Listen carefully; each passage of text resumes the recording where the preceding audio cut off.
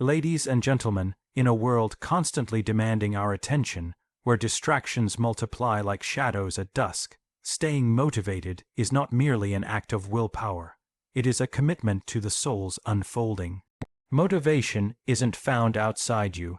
It is summoned from the inner world, from the quiet conversation you have with yourself when no one is watching. Let me offer you 5 truths, not steps, not hacks, but 5 inner keynotes that will anchor your motivation through the storms of doubt and the deserts of delay. There is within every individual a voice not shaped by the outer world, a voice that does not shout but murmurs beneath the surface of everyday awareness. It is the voice of the deeper self, ancient and instinctual, yet often ignored. This voice is not concerned with trends or validation. It does not cater to what others think is important.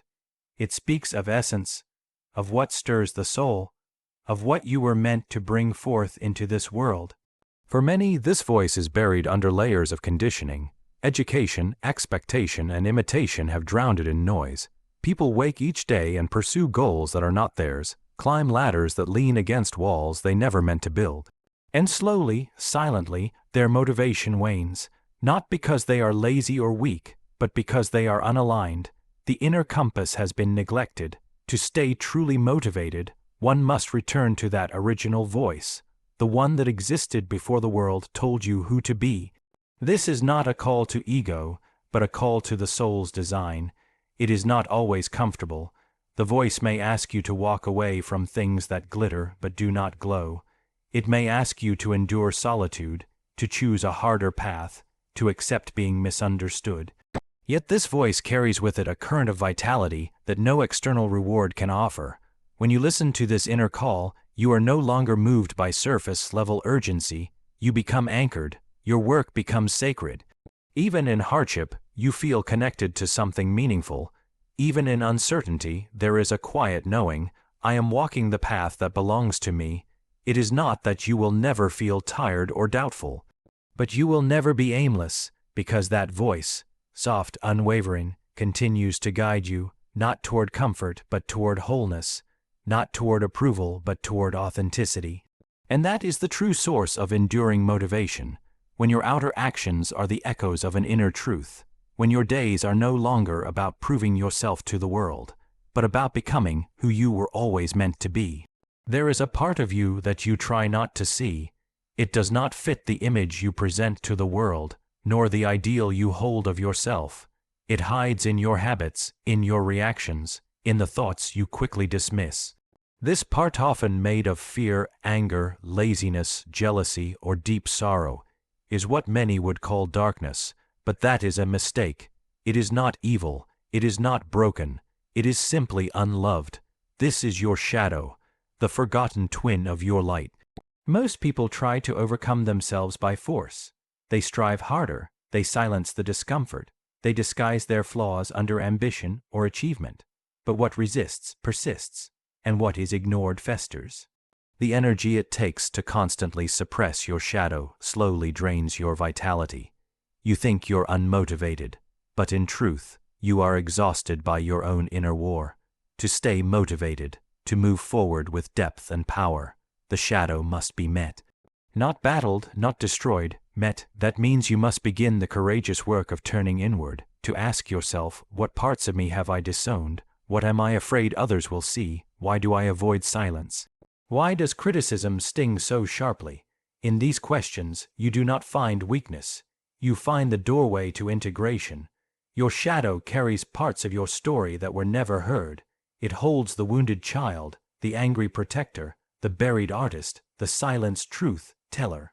It is not the enemy of your motivation, it is the key to it, because when the shadow is seen, truly seen, it no longer sabotages you in secret.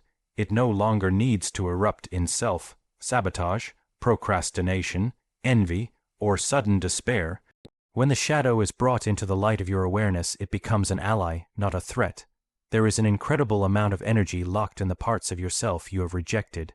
Creativity, courage, boundaries, raw vitality. They are all hidden behind the doors you've been afraid to open. Meeting the shadow is not about becoming darker. It is about becoming whole. A whole human being has access to all of their inner landscape, not just the polished surface. And when you walk the path of wholeness, your motivation takes root in solid ground. No longer reactive, no longer swayed by every fear or failure. You become steady because you know who you are, even the parts others may never understand. That self-knowledge gives you endurance. It gives you fire. And perhaps most importantly, it gives you compassion for yourself and for others walking their own unseen battles. The shadow is not the end of your motivation. It is the beginning of your true power. There will be days when your steps slow, when the fire you once felt flickers low, and momentum, the rush, the drive, the surge of energy, vanishes like mist at dawn. The world tells you to push harder, to hustle, to generate artificial motion just to stay relevant. But momentum alone is fleeting. It is a wave, it rises and crashes, and if your spirit is tethered only to motion, you will find yourself disoriented when the tides change. What sustains you when the speed fades is meaning. Not motivation born of urgency, but motivation rooted in why you began, why it matters, why, even in stillness, the work remains sacred. Meaning is not given to you, it is forged. It arises when your actions are aligned with something deeper than approval or applause. When what you do reflects who you are and what you believe about life. It is the soul's contract with the work of becoming, and when your efforts are grounded in meaning, the loss of momentum no longer feels like failure. It becomes part of the rhythm, the breathing in before the breathing out. You must ask yourself often, what is the deeper thread here? Not how fast am I moving, but what am I moving toward? There is a kind of quiet power that emerges when you no longer chase movement for its own sake, but instead anchor yourself in a purpose that feels eternal, something that would matter even if no one clapped, even if no one noticed. This is how true motivation survives the silence. This is how you continue when the audience is gone, when the metrics fail, when the results are slow. Meaning holds you upright when momentum cannot. To work from a place of meaning is to move with intention rather than reaction. It is to know that even when the world outside is chaotic, there is an inner order guiding you, and that inner order is not mechanical, it is soulful. It knows when to act, when to rest, when to question, and when to trust. Momentum is a gift, but meaning is a compass, and without a compass, speed becomes dangerous. It sends you faster into emptiness, into burnout, into alienation from your own spirit. But with meaning, even your smallest steps hold weight. Even your pauses have purpose. You begin to see that the journey is not just forward. It is downward, inward, toward the root of the self. When you commit to meaning over momentum, you become unshakable. Because no matter how the winds of life blow, you are not drifting, you are directed, not outwardly frantic, but inwardly faithful to the path that is uniquely, undeniably yours. In a world obsessed with productivity and acceleration, the soul suffers in silence. The machine, like pace of modern life, does not nourish the inner world, it fragments it. We wake up and are pulled immediately into noise, into screens, into tasks that may be urgent but are rarely meaningful. And slowly, without realizing it, we become strangers to ourselves. True motivation, the kind that endures beyond the highs and lows, requires rhythm, not just the rhythm of schedules or deadlines, but the deeper rhythm of the soul. This is where ritual becomes essential, not ritual as mindless repetition, but ritual as sacred return, a way of saying to yourself, I am not a machine, I am a mystery, and I must treat myself accordingly. You do not need elaborate ceremonies. What matters is consistency and reverence. The morning silence before the world intrudes, the evening moment of reflection, the handwritten journal entry, the quiet cup of tea with no phone in sight. These are not luxuries. They are necessities.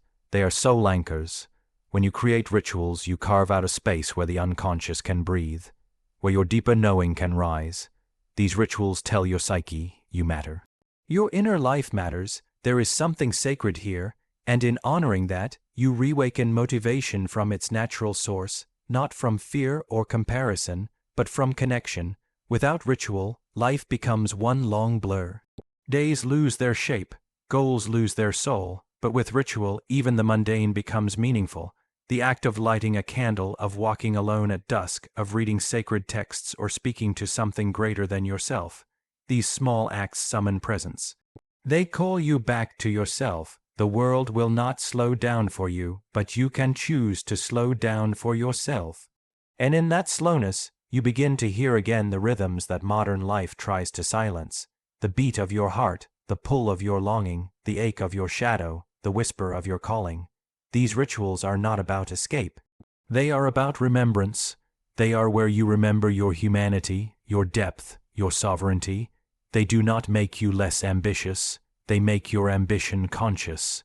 They refine your desires, align your actions, and recharge your will not through force, but through alignment. Motivation rooted in ritual is not frantic. It is fluid. It flows from something timeless within you. And when others burn out, when they run endlessly in circles, you will still have your quiet ground, your sacred rhythm, your inner altar. Return to it daily, not because you must, but because it is where your true self waits. And from that place, motivation becomes not a struggle, but a sacred expression of your becoming. There lives within you an image, not one given to you by the world, not crafted by trends or titles, but one that emerges from the depths of your own potential. It is not yet fully formed, yet it is unmistakably yours. It appears sometimes in dreams, in moments of quiet knowing, in the ache you feel when you know you are living beneath your truth. This image is the becoming self, the soul's future memory of what it is destined to become. You may not yet be who you long to be, but the vision is not a fantasy. It is a blueprint etched not in ink but in intuition. It is not built by ego but by essence.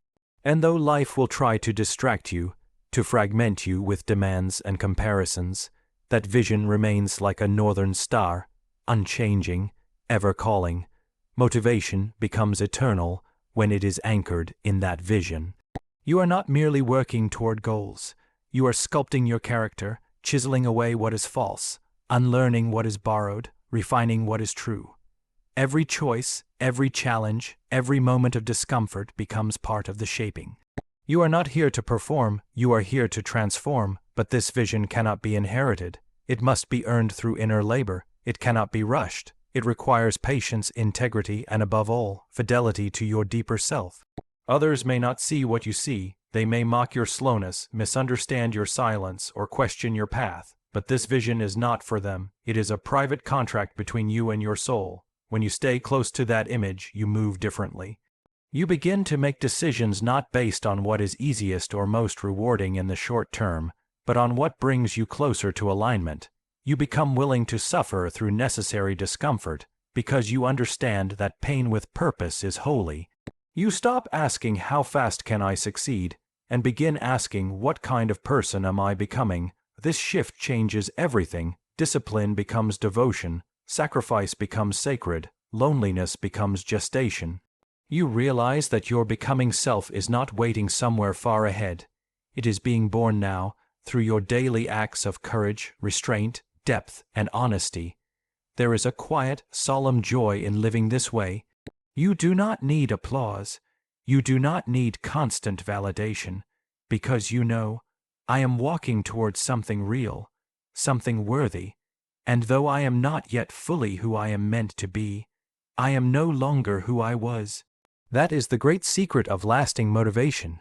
It does not come from force or frenzy. It comes from fidelity to a vision that is truer than your fear and deeper than your doubt. It is the soul recognizing itself in its future form and choosing, again and again, to walk the long road toward it. Not because you have to, but because nothing else will satisfy the longing within you. True motivation is not hype. It is the soul remembering its task. The world will distract you. Others will mislead you. Even you will forget. But if you can return, again and again, to the quiet altar of your inner world, you will find the strength to rise, not just once, but always. Let your life not be a pursuit of more, but a revelation of who you already are beneath the noise. Thank you.